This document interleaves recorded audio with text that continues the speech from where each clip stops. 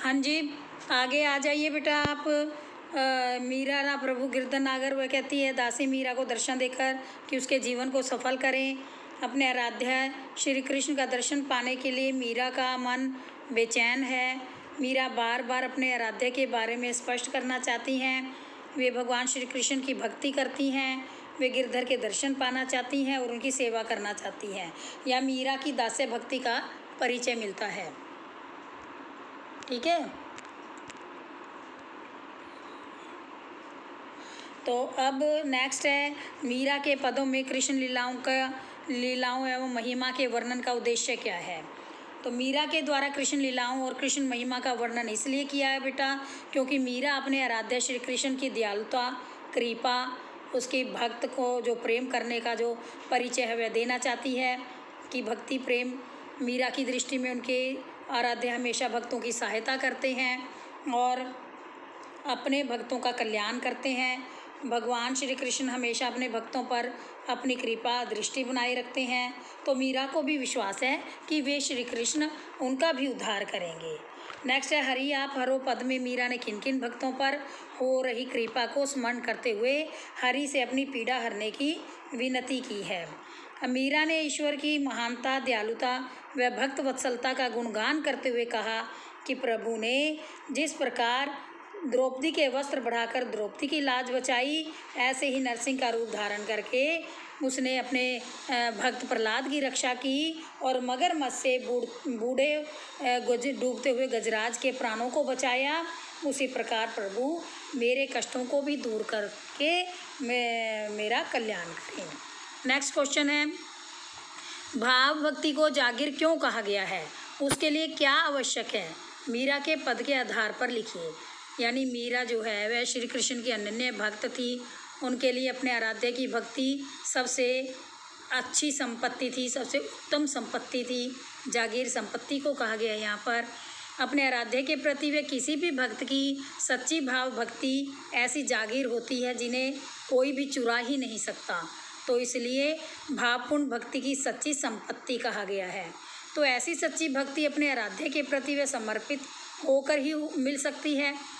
तो जब आराधक संपूर्ण निष्ठा से अपने प्रभु को देखता है, रिझाता है, स्मरण करता है और उसे पाना चाहता है, तभी ऐसी अनुपम भक्ति मिलती है। तो मीरा भी चाहती है कि वह प्रभु की चाकरी करे, उनके दर्शन और नाम स्मरण करने से सच्ची जागीर, सच्ची संपत्ति उनको प्राप्त हो। क्वेश्चन नेक्स्ट, कौन कौन से तर्क देकर मीरा कृष्ण से दर्शन देने का आग्रह करती है। अब मीरा जो भक्त प्रेमी जो कृष्ण हैं उनके तरह तरह के तर्क देकर उनको दर्शन देने का आग्रह कर रही है। कभी वे दास्य भाव से आग्रह करती हैं कि वे उन्हें दर्शन अमृत देकर उनकी पीड़ा को दूर करें। कभी मीरा उपालम का आश्रय लेती हैं और अपने आराध्य को स्मरण कराती हैं कि किसी प्रकार उन्होंने द्रौपदी, प्रहलाद और गजराज का उद्धार किया है। जब आराध्य देव ने अपने सभी भक्तों के कठिन समय में उपस्थित होकर उनका उद्धार किया है, तब अपनी इस उपासिका की पुकार पर भी उन्हें आना ही पड़ेगा। तो मीरा श्री कृष्ण के दर्शन पाने के लिए प्रेम, उपालम आदि सभी प्रकार के तर्कों का सहारा लेती है। नेक्स्ट है मीरा कृष्ण की चाकरी क्यों करना चाहती है और उनका लक्ष्य संसारिक सुखों की प्राप्ति क्यों नहीं है। मीरा के पद के आधार पर स्पष्ट कीजिए। अब मीरा जो है वह श्री कृष्ण की अनन्य भक्त है, वह उसको मिलने की, श्री कृष्ण से मिलने की जो आतुरता है, व्याकुलता है, यही इसमें प्रधान विषय है। इसी आतुरता की अभिव्यक्ति श्याम मन चाकर आँखों जी में देखने को मिली। गिरधर नागर के दर्शन मीरा हर पल करना चाहती है। मीरा के मन में कृष्ण के प्रति समर्पण का भाव है। मीरा श्याम की चाकरी और नौकरी, उनका सानिध्य पाने के लिए, निकटता, श्री कृष्ण की निकटता पाने के लिए करती है वह उसकी चाकरी। श्री कृष्ण की वह सेवा बनकर चाहती है कि बाग लगाए। इस नौकरी से मीरा को प्रभु के दर्शन तो होंगे ही, साथ में उसे ईश्वर का स्मरण करने का भी अवसर मिल जाएगा, अच्छा अवसर मिलेगा। तो इन सब से बढ़कर भक्ति रूपी जागीर मिल जाएगी। तो मीरा का लक्ष्य तक जो था वह सांसारिक सुख को प्राप्त करना नहीं था। सांसारिक सुख कौन से होते हैं? वे भौतिक सुख, जैसे कि धन दौलत ऐश्वर्य रिश्ते नाते, सब उसके लिए अस्थायी थे। तो आध्यात्मिक सुख यानी आध्यात्मिक सुख को कौन सा होता है? ईश्वर की प्राप्ति का, वह सुख उस शाश्वत होता है।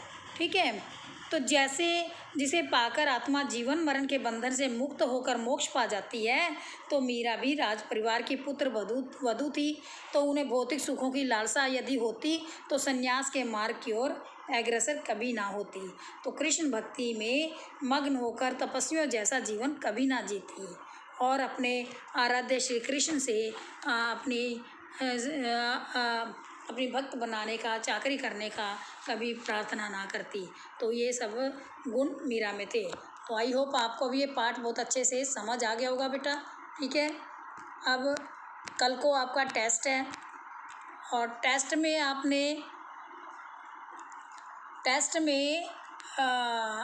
बेटा अच्छे से टेस्ट करना है। ठीक है, सारे लेसन को रिवाइज़ करना है, सारे लेसन रिवाइज़